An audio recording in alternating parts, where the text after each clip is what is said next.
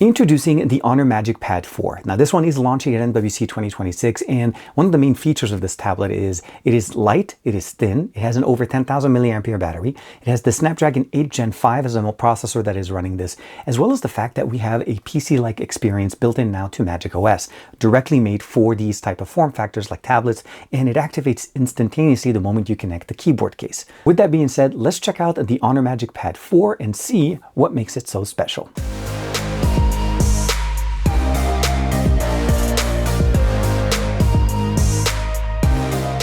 Like and subscribe to make sure you hit that bell icon so that you're always notified to whenever we have new videos for you on the channel. Okay, so for the most part, you pretty much get the tablet itself. The case as well as the pen are accessories that you're able to pick up. The box pretty much just comes with the tablet itself, a charger, and it obviously gives us the ability of charging our device with the 66-watt charging that is supported here on this. The battery that we have here is a 10,100 milliampere battery, which essentially is going to be one of the larger tablets we're able to get, as well as the form factor at 12.3-inch display. Now, as you can see here, the tablet itself is very nice. It actually is one of the thinnest tablets I've been able to see. You can see here the volume rocker is almost as thick as the actual tablet itself.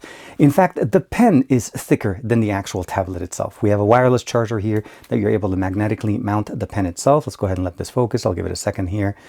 And then you can see here the experience is very nice and very thin. Of course, on the left side, the dual speakers, USB-C. On the right side, pretty much the same thing with the dual speakers. And of course, we have the power button. There is no fingerprint sensor on this one. We have a face unlock, and of course, the volume rocker positioned at the top with the microphones. Swiping up here, looking at it right there, as you can see, it unlocks the device. This is the keyboard case that was sent to me as well. It actually connects using the pogo pin connectors that we have at the bottom of the tablet. So all we need to do essentially is put this on, and it magnetically connects to the tablet itself. So let's go ahead and just put this. I want to make sure you guys that it actually just stay there and then not a problem. As far as the specifications overall, let's take a look at what we have. Again, this is the Honor MagicPad 4. Snapdragon 8 Gen 5 is the mobile processor.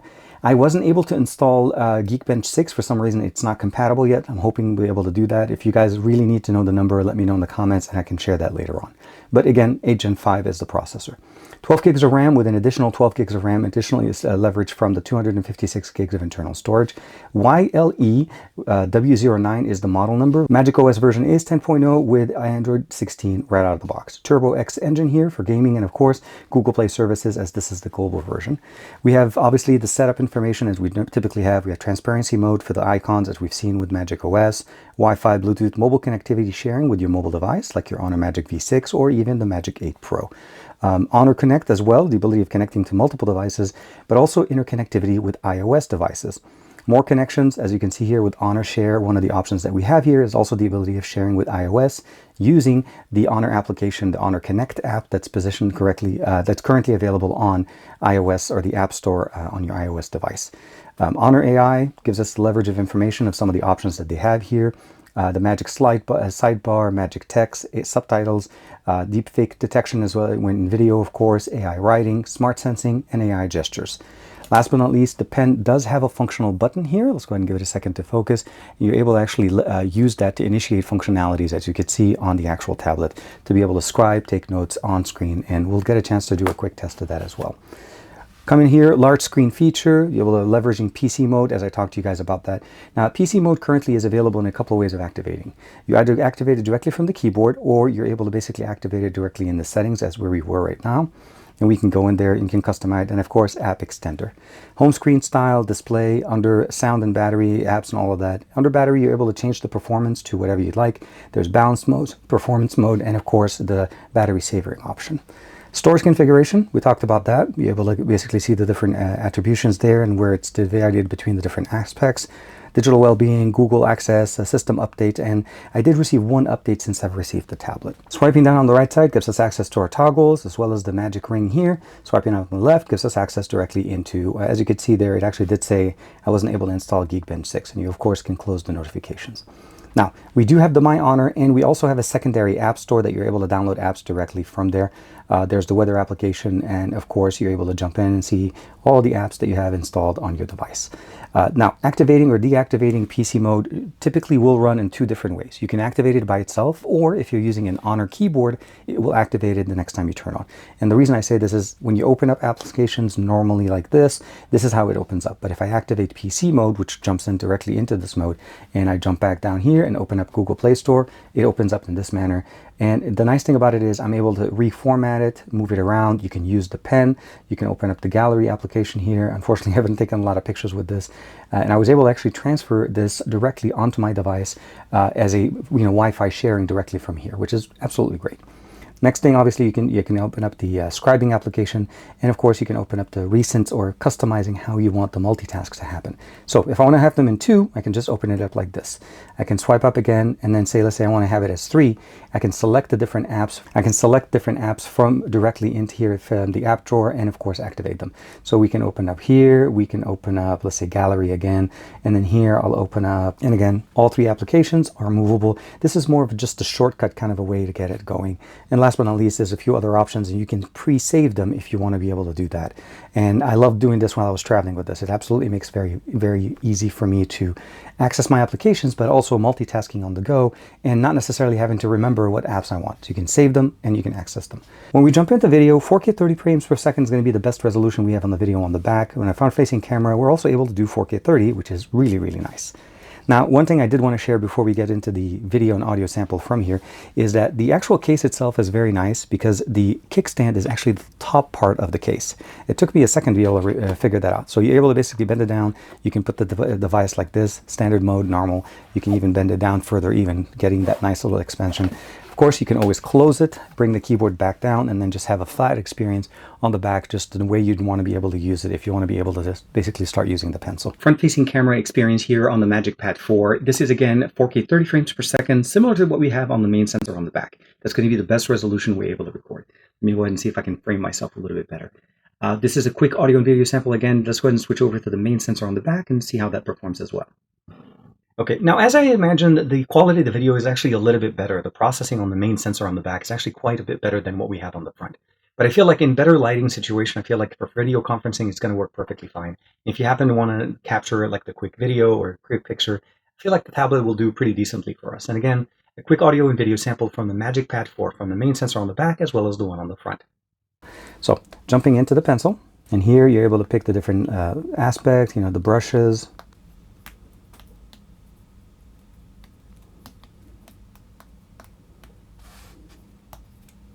So we're going to do a real quick, one thing to keep in mind is when you do remove the pencil, you're able to activate this little small menu in here. So type notes, handwriting notes, and of course open notes. Or you can also go into the settings section to be able to turn on gestures, floating menu, and edit floating menu option to be able to add different experiences in here. So an example would be here. I can add this experience in here, go back, and the next time I touch it, it adds it as an additional here, which is the Magic Portal. Last but not least, it's also updating the software for it. Since we're in PC mode, anything I open will automatically open up in basically pop-up window. But if I did the same exact experience one more time, it comes in as full screen. Now, if I do swipe up and hold a little bit, you'll notice that first and foremost, we have the ability of running similar experiences. So I can actually have pop-up mode come in, but let's go ahead and put this away. But this is a little bit different because it's not launching in that manner. If I go into PC mode and I have an application open, it automatically converts it in here. And I love the fact that it becomes very simple and easy. We're using great processing power. The storage that we have is a 256. There's going to be an option of 512 with 16 gigs of RAM. This one is obviously, as we said, it only has the 12. The cameras that we talked about here is a 9 in the front, 13 in the back, and again, 4K 30 is the maximum we can get. We have Wi-Fi 7 compatibility in here, a beautiful 12.3-inch display with a 3000 by 1920 resolution at a 290 ppi with up to 2400 nit brightness here that we're able to enjoy on this device. So a beautiful display, but it's also super, super thin. One of the things I really was surprised about this is how thin this thing, and you can actually kind of see how much thicker it is than the standard USB port here. This is very much leveraging what the Honor V6 is doing, or even the V5 in previous years, because they're really trying to give you the thinnest possible profile so that it becomes very easy, very light, and very formatted in a sense that it can give you a large form factor to use with it. So it's very, very nice. Nowadays, we have multiple form factors. We have standard smartphones, we have foldable smartphones that turn from a standard candy bar to a larger display, somewhat of a mini tablet. But we still have the tablet form factor that serves a bigger purpose now, because it's really trying to bridge that PC experience down to a mobile experience. The Snapdragon 8 Gen 5 here is a very powerful processor. The form factor is conducive to editing content, creating content with this, but even transferring content to it directly from, let's say, your iOS device. It's very simple. You download the Honor Connect application and you're able to wirelessly transfer content to it.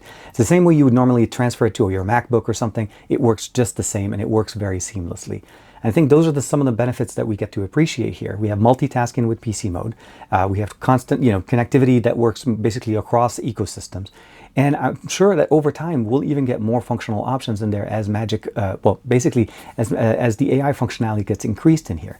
Again, we have assistance in writing, obviously transcribing, and even editing content directly within your gallery. So you can take the picture on your phone, send it to the tablet, edit it and get it the way you want it, and then share it back to your phone and then send it to your friends. So I feel like this is where tablets are starting to build that ecosystem.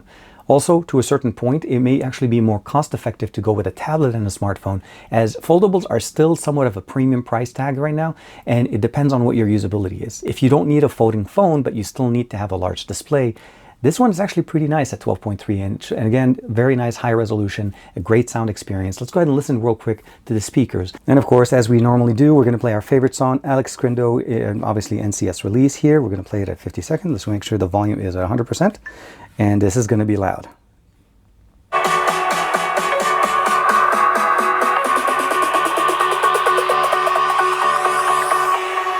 Jack it up. The sound is so nice, so rich. The bass effects is actually very, very nice. And I love the fact that even though that it's laying down flat on the table, it still sounds really good. Obviously, this is going to be great for when you're listening to music, watching content, movies, or anything on the MagicPad 4. But again, the experience is just designed to be very much flexible and meeting all the needs that you have, regardless of what you want. So here, I can format it, put it in the right format. And of course, when I'm done, close it up, use it, and go from there. This one is the original Honor keyboard. There are other accessories as well. PC mode does have a way of being activated automatically with the keyboard. Non-Honor keyboards will require activation manually. So at the end of the day, if there were some things, maybe I probably will say I wish there was something that I could have added or maybe changed a little bit. Personally, I wish we had a fingerprint sensor. I feel like the face unlock is a very good option, but this is not as secure as what we get with, let's say, the Magic 8 Pro. This is pretty much a very good way of getting into a tablet, but for me, I feel like with tablets, being that this is a very large and you're going to be putting a lot of information on this device, I feel like a fingerprint sensor probably would have been a little bit more of a better secure option as well. But again, having the face unlock, having the pin unlock, you can definitely just keep it with the pin. And of course, having the keyboard powered by the tablet leverages the fact that we don't have to worry about charging things outside of it. All I have to do is charge the device. It has an over 10,000 milliampere battery, which means the keyboard's going to be running all the time, the pen's going to be running all the time, and everything is going to be ready to go whenever you need it. And let's not forget how crazy thin this tablet is, and even with the case, it's still very small profile. So thank you very much to Honor for allowing me to check out the MagicPad 4. Let me know what you guys think, and is this a tablet that you guys would consider upgrading to? This is TK. I will see you in the next video. Bye-bye for now.